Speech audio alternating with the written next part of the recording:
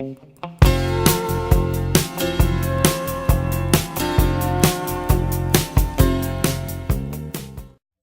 y'all, it's Gypsy Chick, and today's video is going to be about the Death card, trump number 13. This is one of the most feared cards in the tarot deck, mostly among people that don't really know what it means. I personally like the Death card. It's better than the Tower, in my opinion, which I know we haven't gotten to yet, but the Tower represents more of an abrupt change, whereas Death is more of, along the lines of the Hanged Man that we just talked about. An acceptance of change, and a natural progression through that change. So it's not something to be feared. It may involve sorrow. It may be having to do with letting go of something that we love, but nonetheless, it is a necessary change. It is part of the process. So, without much ado, I'm going to go ahead and get started on this. First of all, I want to show you the Rider-Waite-Smith version. This is from my Pamela Colman Smith commemorative deck. And we see here, first of all, a little bit of something interesting. I noticed the first thing when I looked at this card, look at the flag. You see this flower on the flag? We'll get back to it. It's also the backing of the card. I didn't really notice it when I first I've never really paid that much attention, I guess, to this flower. It's a cool part of the card. And when I got the deck, I thought, man, I feel like I've seen that somewhere before. Then I realized it's on this flag. So anyway, that's something cool to note. This white flower is actually part of the scoring process. It's considered to be a white rose. However, I don't really necessarily think it looks like a rose. It's just a really beautiful, ornate flower, which we can call a rose. It's on a black background. And likewise, we see a skeleton figure here, the foreboding Death, riding upon his white horse. He is cloaked in black, which is the color of basically source and death. Both end in we start in darkness and we end in darkness. The white horse also represents purity. It represents an absence. Some people could say like a nothingness. I just see it personally as balance. You got to have balance. As long as you can maintain some level of balance in some way in your life, you can get through changes, even changes that you may not feel like going through. If you maintain balance, you will get through it okay.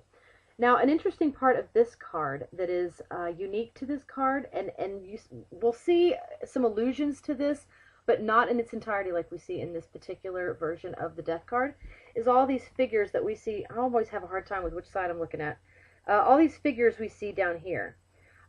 First of all, I'll start with the king, the fallen king here. We see that, we get the impression that the horse kind of trampled it down, but, maybe not necessarily. Then we have here a Hierophant sort of Pope-looking figure that is praying in front of the horse. Let me go back. The king represents rigidity and the inability to bend and to move and to progress with change. Trying to stay and keep things the way they are all the time, it's not going to serve you. You're going to get left behind. You're going to get trampled over, and people are going to move on without you. The Hierophant here represents, and this is, this is according to Rachel Pollack in her book, 78 Degrees of Wisdom, which is the book that I use as my benchmark for the series. Ta-da! So I am not discussing the meanings of the cards as per the authors that created these decks. I ain't got that kind of time to go through all of that. So I'm just going to go through this according to how these cards compare to Rachel Pollack's descriptions and explanations of the Rider-Waite-Smith tarot. So here we go. Back to the Pope figure that we have over here. He represents faith and the fact that he is not turning away from the horse. He's not been pushed down by it. According to Rachel, she talks about how this guy right here represents having a belief system, and in some cases, if you're literally talking about death, believing in some sort of an afterlife, some sort of a something bigger than life itself that is to be expected, helps people cope with death. It's a coping mechanism. She also talks about how we have this maiden here. It's like a young woman who she doesn't look scared. She's not crying. It's hard to see in this picture. She just kind of got her head back, and she's just like, whatever. Yeah, okay. And it's kind of that naive yet somewhat, I don't want to say arrogant, but you know how young people are with their whatever. I get that from this little person sitting here. And then here we have the child who, in this perfect state of innocence, and excitement at the joys of life. To children, everything is new. Their lives change moment to moment. They learn things rapidly. And so adjusting to change for a child is much, much easier than a staunch old king. Back here in the background, we see the sun between these two pillars. We only see that in like one or two other cards, so I'll point it out when we get to it, but that's a very rare trait that we don't see in a lot of them. It represents the light of hope in an otherwise very categorized, very bipolar world. So we see these two pillars here. It's representing, that hope that breaks through. Okay, the sun rises, life goes on, death happens, life is reborn. It's a cycle, just like the cycles of the sun. It's going to rise right there every single day.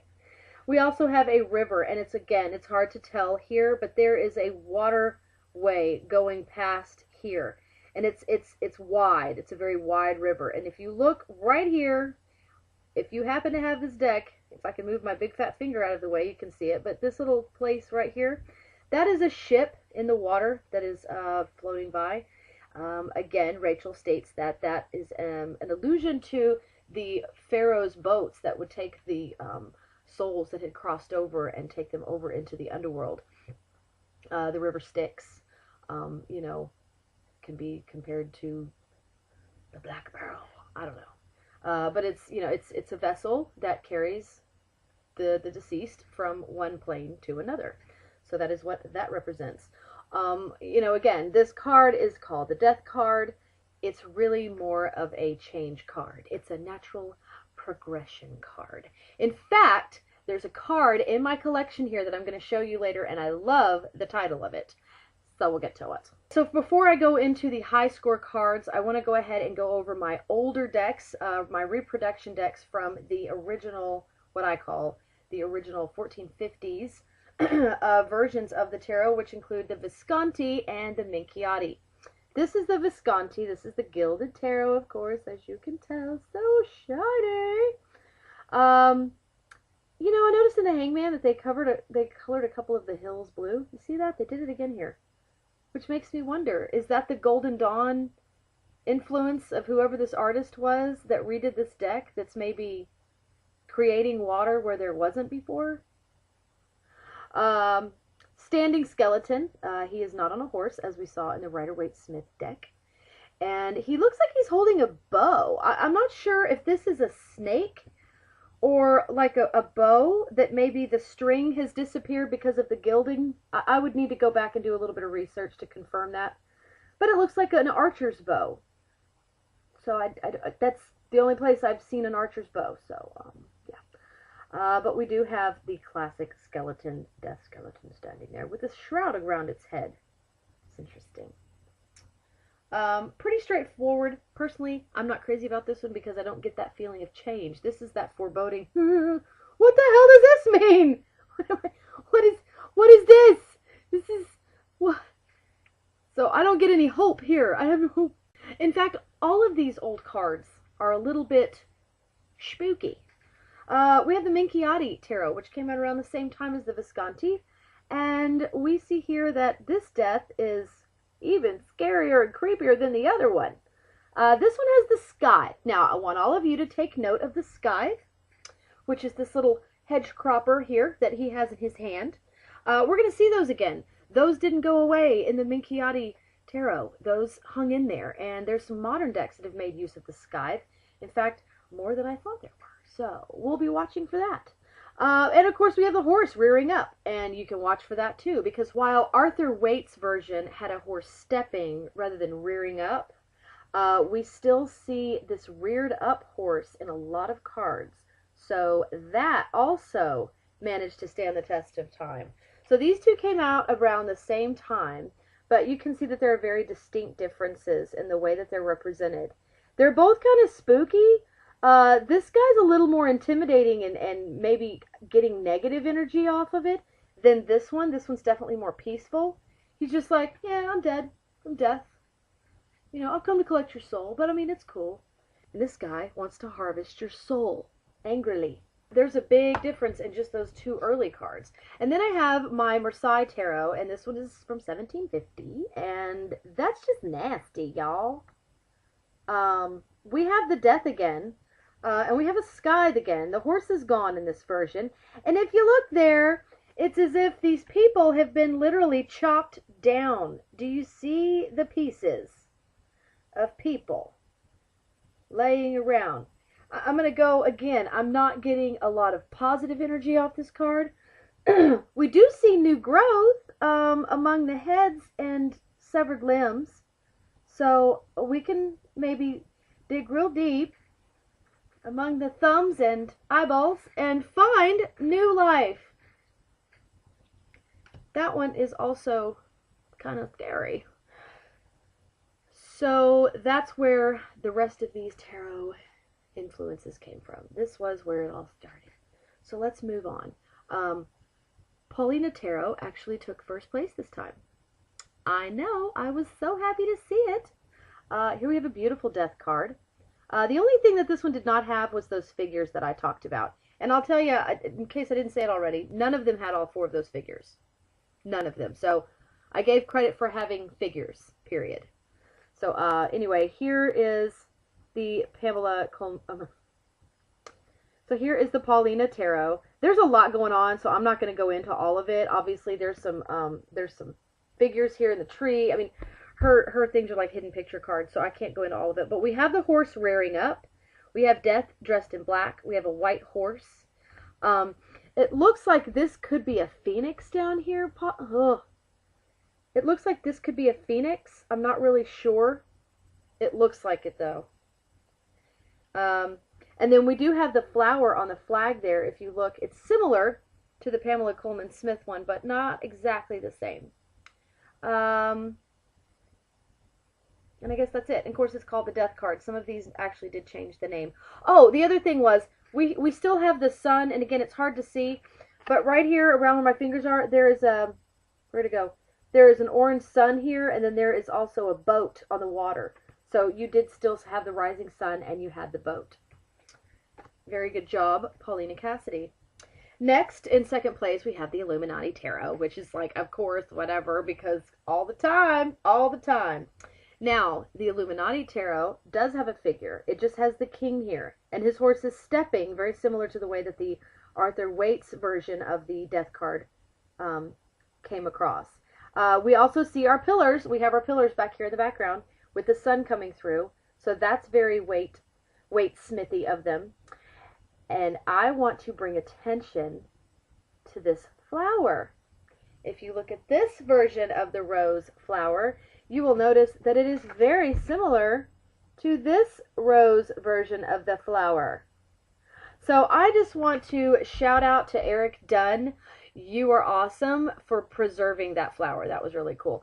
Paulina almost had it, but the Illuminati Tarot actually got it. Actually totally got it. Totally got it. Beautiful horse. This death card is, it's beautiful. I mean, it's Eric Dunn. His cards are beautiful. So there is the Illuminati Tarot. And then the third place was actually Deviant Moon, which doesn't always score that high, but Deviant Moon came in third place this time. It had all of the aspects that I was looking for, even though it kind of shows it in a different way. And I'll break it down and I'll tell you why. I know, you're looking at this going, this doesn't look anything like any of the crap you just showed me. No scythe, no flag, no rose. We do have the colors black and white, though. So if you notice there, you still have that balance that's needed. And even though he's not riding a horse, they have the skull of a horse. A horse with teeth. It's a horse-looking skull. It's counting. But anyway, so you have the stark white skull, which, you know, skeleton of the horse that's on a black figure that is stepping on another figure. So there's that. And then if you look in the background, we will see there's a boat on the water. And this boat's actually going down. This one's not doing so well. Rather than being a vessel that carries souls to the other side, it looks like this one is creating souls that need to go to the other side. But, you know, we all got to get there somehow. So there's that. Alright folks, I'm going to jump into my categories now. I split these up in different ways. These cards, I noticed all had, these cards both had flags. I had some that had flags and some that had skies. So I took note of that, and obviously the Paulina Tarot and the Illuminati Tarot had flags. These did too, and this one, the first one, is the Tarot of the Magical Forest, and this one usually is pretty weighty. In fact, it did have two of the figures, and it had the pillars and the sun in the background. So we still have quite a few of the elements that Arthur Waite had Pamela Coleman Smith include in his artwork on his cards. Anytime we have like a male authority figure in this deck, we seem to see this little pig here with this little robe on. So he's been struck down by this gigantic animal here, this big death skull, which kind of reminds me of the Deviant Moon. If you look, you know, they're very similar. They have these teeth. I don't know if that may be a horse skull as well. It's very possible. It's obviously not a human one. And with this deck being animals, I'm going to go with, it could be a horse. I don't know. I'm not a bone person. I don't know about skulls. Next we have the Gilded Tarot, and this is one of Ciro Marchetti's decks. Here we have all of the elements. We just don't have, well, we do have the horse. It's just he's not riding the horse. We don't have the pillars and the sun. We don't have the boat. But we do have the flag. We have the white flower. We have the skeleton, you know, death figure guy there. And then we still have our white horse. It's just, it's on this shield. And then we see this veil all around it, almost like passing through the veil. You know, you see this mist kind of all around it. That is a beautiful rendition of the death card. You know, I love Ciro's artwork. There are other cards that I like better for the death card, but I like this picture. It's cool. And then we have the Scythe people. Now, these were all ones that I noticed had a scythe in them, and they represent very, very differently. The more traditional ones, I'm going to start with first. This is the Steampunk Tarot by Barbara Moore. And I want to take note here, we see wings. We've not seen wings in any of the other cards, but I want to take note of that because that is one of the elements that has come in the modern decks that I have noticed, is the fact that there are wings, there are birds, black wings, so pay attention. So here we also have a horse, although it is not a white horse. She is wearing a white gown, so she has the balance of the black and the white, but it's within herself, not with an outside companion animal like with the other cards. We have that modern element of seeing the cemetery there in the background. You know, the rose represents love. It also represents passion. It's also just a pretty contrasting color for this card as far as an artwork perspective. As far as art critique, you know, having the red in there to balance out all the black and white is always a good thing. And then, like I said, she's got her scythe. So this is the first of the scythe cards. Then we have the Archeon Tarot, and it may be hard to see here, but there are wings on this figure. So we still have wings. We have a scythe. We have a skeleton head. We have a skeleton horse head, so you're assuming he's riding, so there's a rider there. Now, another modern element that I want to bring to your attention. It is hard to see on this video. Actually, I think it's easier to see it when it's farther away. There is an hourglass. Can you see the hourglass? It's very, very tiny. But there is an hourglass there. That is another modern thing that I have seen in a couple of these cards, is the presence of an hourglass representing, in my opinion, the passing of time, the progression. With time comes change. There's a time for everything. There's a season for everything. Nothing lasts forever. Shall I go on? So I love seeing the hourglass in there. Next we have the Alchemy Tarot, and again we have a scythe and we have wings again. Look at those wings. Big black wings. No figures here, but we do get the sense that he has taken out some pretty important people, because there's a sword shoved right there in that pile of skeleton, right in that pile of skulls. So, you know, take note of that. Then we have the Revelations Tarot, Ermengarde. This is a cool card. I absolutely love it. Revelations Tarot. Now, it can go either way, because this is the reversible deck. And so when the death card is reversed, we see this infant up here at the top. Rebirth, That's the main, that becomes the focal point. And I just realized all that red around it, that is like placenta. Life at its finest. But here we see, I'm guessing this is Kali, and then we have a scythe. We're still doing scythes. You see the scythe here? It's going across and then it comes under. And there's one more element that I have to point out because I was like freaking out when I noticed it. Look behind Kali, look very closely. You will see a big purple flower with gray leaves that looks an awful lot like this flower. That's right, folks. Revelations Tarot, shout out to Pamela Coleman Smith. Gotta respect that. You have the Legacy of the Divine Tarot, and I have a funny story about this one. Last night I had all the cards spread out on the bed and I was going over them, and Loverboy came in and sat down and was like, you know, what are you doing? Well, I told him I'm working on my series and getting ready to do my next video. Check out, how can you not love all this? Look at all this art. Look at all of it. I had them spread out all over the bed. And he was sitting there kind of going through them, and some of them he liked, and some of them he was like, what the deuce? And he picked up this one and was like, this is by far my favorite. Why? Because it's totally metal. It's the Legacy of the Divine. Now, this tarot deck has kind of a steampunkish influence, a very mechanical influence. You can tell by looking at the back of the cards. But the Death card, it almost combines the scythe. You see this edge here, this border that's going around? It's kind of scythy. And then, you know, bladey. It's got blades looking. And then there you have the rider in the background who's carrying the flag. And you can assume that that is a skeleton death, you know, figure. Can't miss that symbol for Pluto there. But what I love here is that this flower, it's hard to see, but there are dried leaves, and there's a bird here that looks like it may be injured, like a dying bird. But you see this life coming out of it. You've got all of this death and decay, but then this ray of hope, this beautiful life that's coming out of all of this death, is the reason why this is also one of my favorites. I think it's a beautiful, beautiful representation of really what I feel like death means, what that card represents, what that message is. I love this photo. I love this card. I also have some other ones that were skeleton, that had the, you know, the real death look to them. And that was, of course, the Bohemian Gothic Tarot. Now, this is kind of a throwback to the Visconti Tarot, because we have the skeleton just kind of standing there. He's not really doing anything. The bodies are laying before him. I say him. I'm assuming it's a him. It's kind of hard to tell. But we also have that hourglass. And again, the glare's killing me. But you see the hourglass in Death's hand. Time is passing. These guys are turning into goo on the ground there, in this crypt or hallway or catacomb, wherever they may be. But there you have the Bohemian Gothic Tarot. Very dark.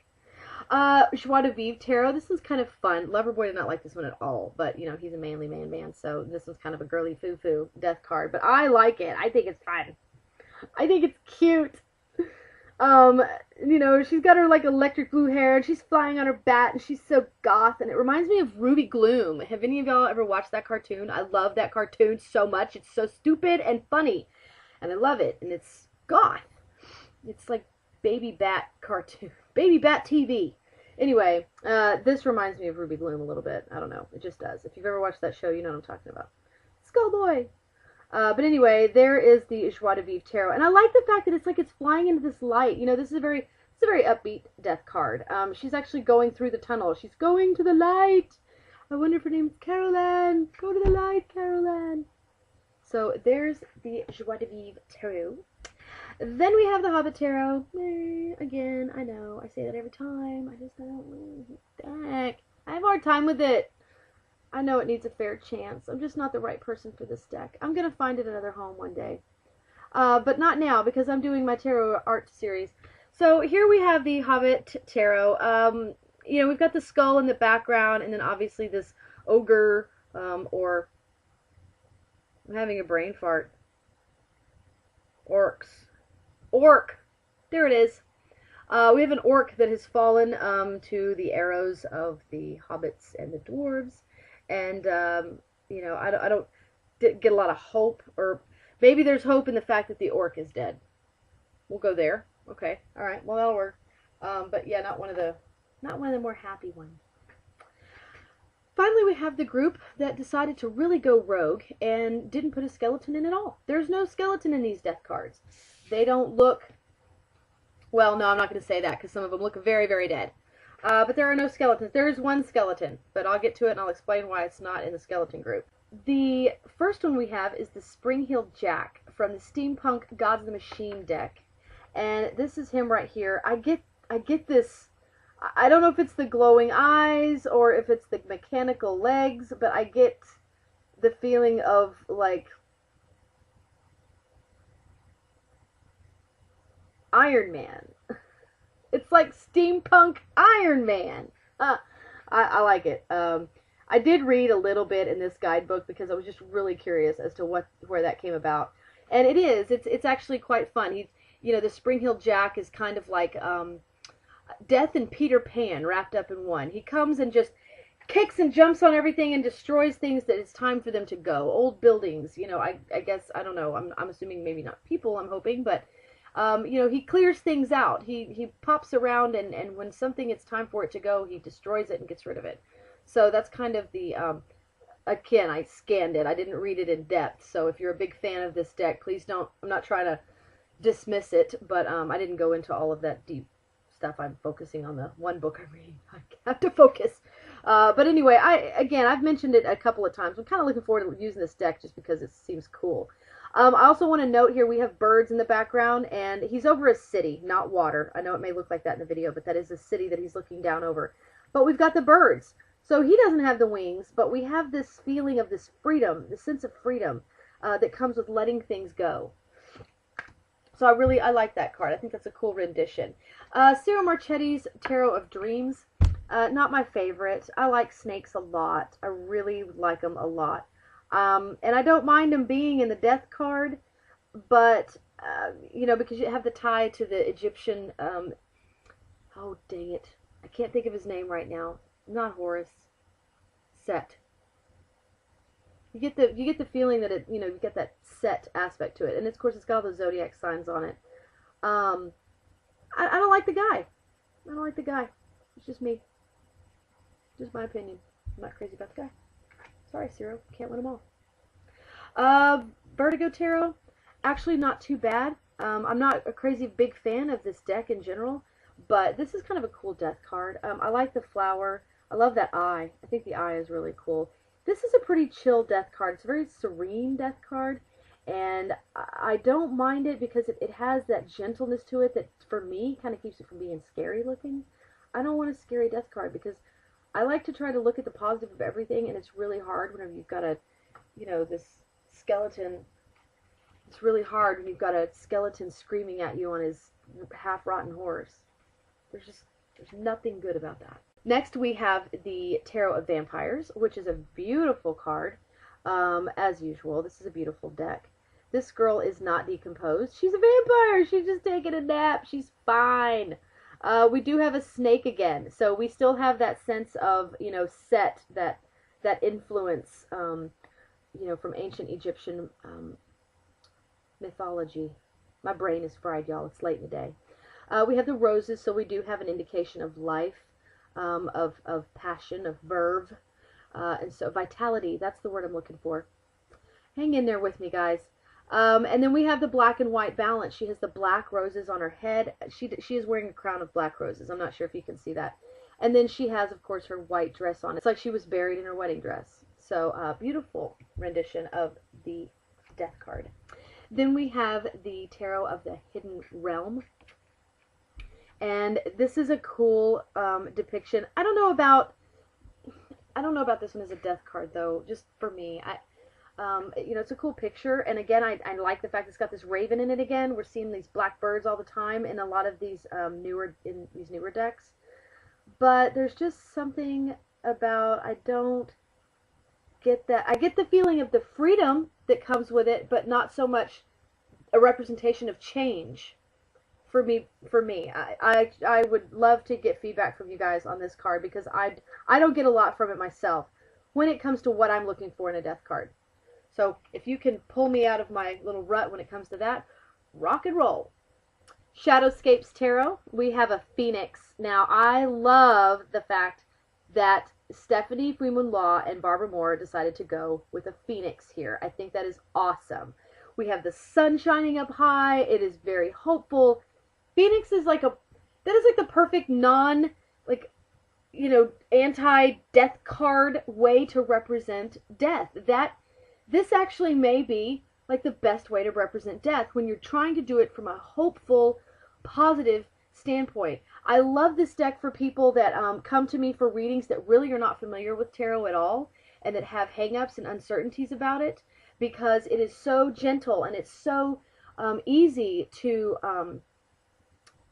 work with when it comes to trying to see the positive, trying to see the bright side in things.